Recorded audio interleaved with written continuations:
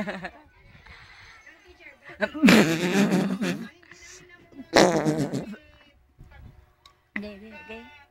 Pumasok sila, nagtatanggal na sila ng uniform. Ay, hindi namin nakita.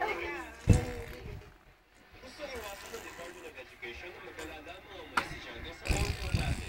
Kaya nga nagpalabas ng Memorandum 86 ang DepEd na nagbabawal sa mga public and private elementary at high school students computer shops, sinihan at malls.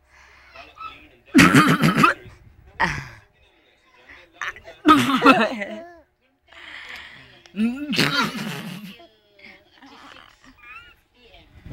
Dapat nasa school.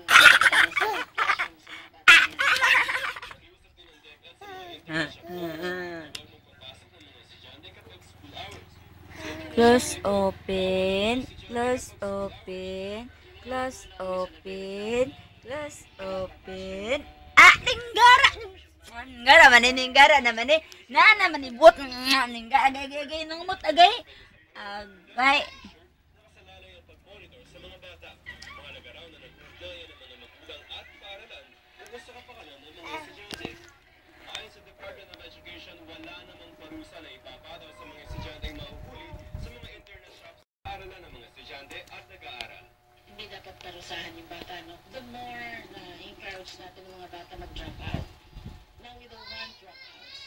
Joseph Morong nakatutok, 24 oras. Jambalang ging balaga. Ah! Jambalang